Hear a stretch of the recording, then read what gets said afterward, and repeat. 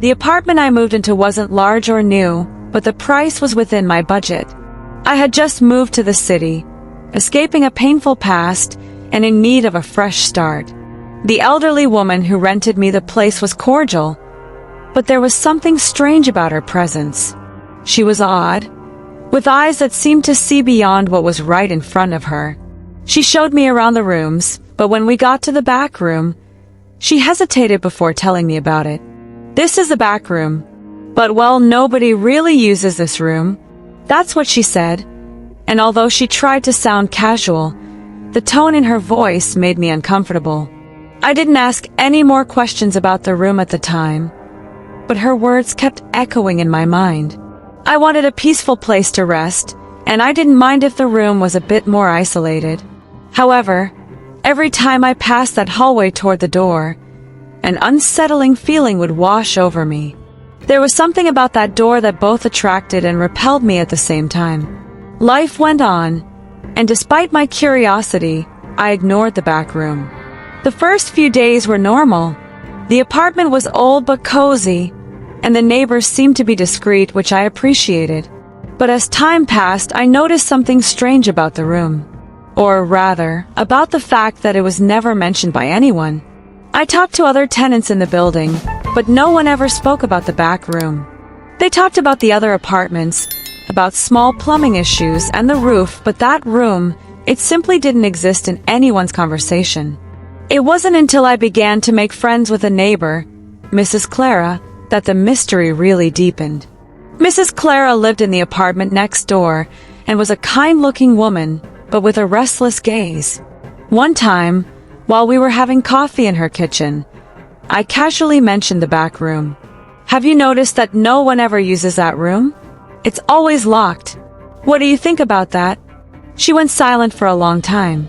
For a moment, I saw her hesitate, as if she were calculating her words. Finally, she looked at me seriously. "Don't mess with that room, dear. I've seen many people leave this building, but no one came back after going in there. I've heard stories, but I'd rather not talk about it. It's better that way." I stayed silent, trying to process what she had said. I was terrified, but I didn't want to admit it. Yet, curiosity began to gnaw at my stomach. I knew that somewhere in that building, there were answers I wasn't ready to discover. But still, something was pushing me toward it. Something I couldn't control. That night, after all the neighbors seemed to have already retired for the evening, I decided to investigate. I took a deep breath and approached the backroom door. The doorknob was cold to the touch, but when I turned it, the door creaked open as if it had been waiting for this moment. The smell was musty, of mold and dust, but there was something more. Something I couldn't identify. When I stepped inside, the dim light from the hallway illuminated the room just enough to reveal old furniture and a large window covered by heavy curtains. The room was untouched, as if time had stopped there. The strangest thing was the bed, which was made as if someone had just left. The sheets were pristine, but the feeling of discomfort grew. Something was wrong. I moved closer to the window, and as I looked outside, I saw only darkness. Then something caught my attention. A drawer on the nightstand was slightly open. Curious, I went over and carefully pulled the drawer open. Inside, I found a diary, well preserved but with a worn cover. The title was smudged, but I could make out the handwritten name, Sophia. I knew that was the name of the former tenant, but what disturbed me the most was the fact that no one had ever mentioned her name. Why was that diary there? What happened to her? I decided to open the diary. What I read there was nothing short of terrifying. Sophia spoke about a presence in the room, a feeling that something was watching her. She described strange noises coming from the wall, something like scratching, as if someone was trying to get out from within. On several pages, Sophia wrote about the growing fear of being watched, of feeling an invisible presence in the room, as if the very space itself was breathing. She also mentioned a secret door at the back of a closet, but the text was abruptly interrupted, as if someone had ripped out the last pages. Clutching the diary in my hands, The air around me seemed to grow heavier.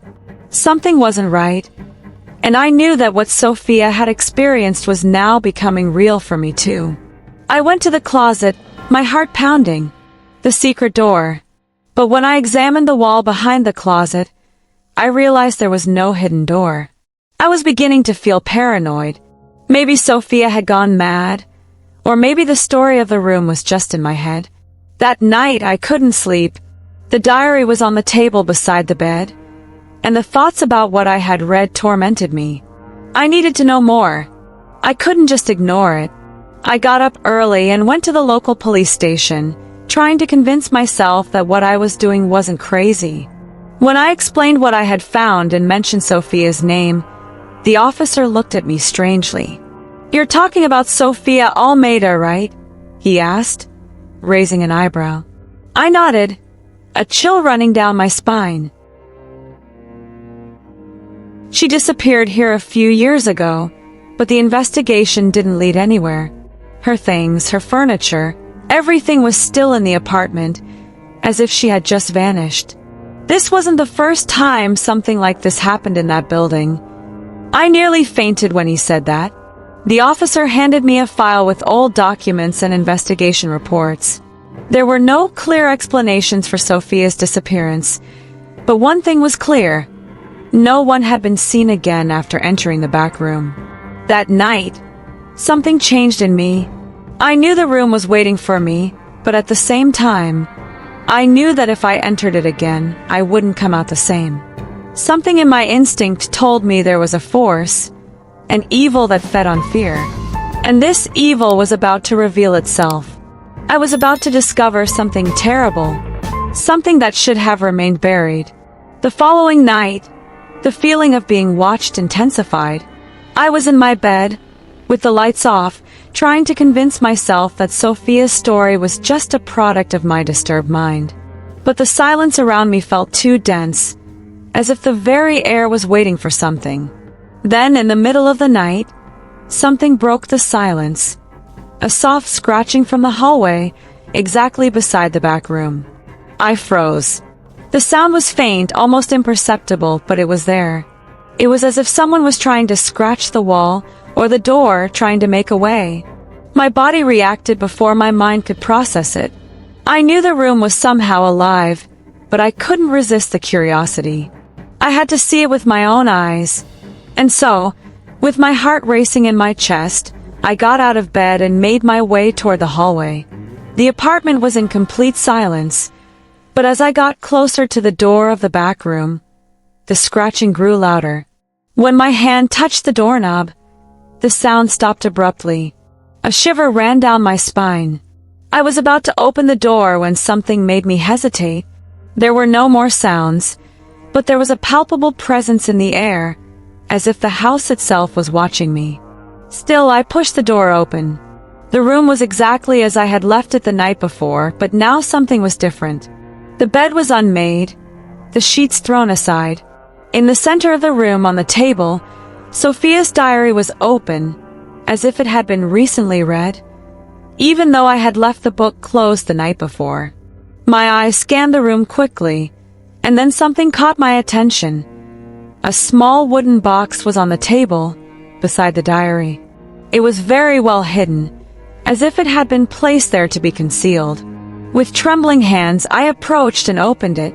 Inside, I found a yellowed letter with Sophia's name written at the top. The smell of faded ink and aged paper seemed to invade my senses. I began to read, my sweaty hands gripping the letter. The room no one rented. The mysterious disappearance that was never explained. If you're reading this, it's because you've finally found what I found. They don't want you to know. The back room is a place where the dead are trapped. They can't leave, but they can't rest either. I saw what's in there, and now they know that I know. My throat went dry as the words of the letter hammered in my mind. I was beginning to understand. The back room wasn't just an unused space. It was a place of imprisonment, something sinister buried within the walls of the house. Sophia hadn't just disappeared. She had been taken by what was hiding inside. As reality set in, a deep sense of terror gripped me. I knew that if I didn't do something, I could be the next victim of this cursed room. But what could I do? How could I fight against a presence that seemed beyond human comprehension? I decided I needed to go to the police station once more. I didn't know what I could do, but I needed answers.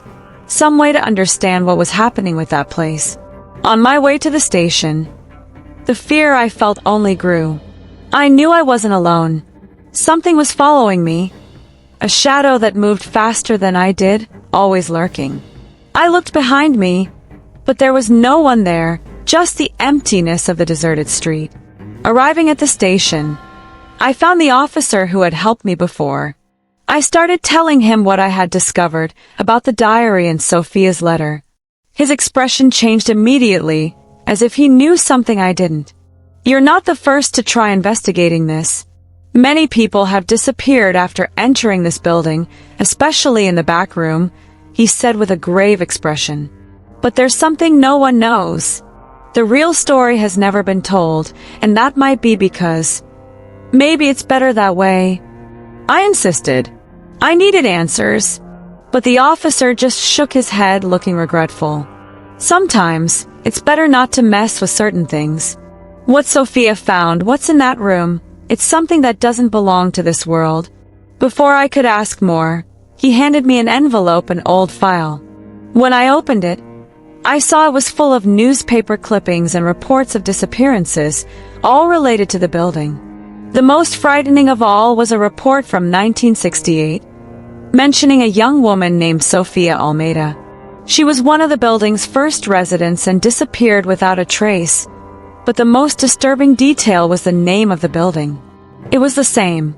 The name of the building was Mansionvale. But the most disturbing part was that, in all the reports, there was never any reference to the back room. It was as if that room had never existed. Back at the apartment, I was overwhelmed by a sense of urgency. I knew that sooner or later, I would have to face whatever was in that room, and like Sophia, I would have to discover the truth. But when I reached the door to the back room, something changed. The door was open. Something called me to enter, an irresistible force.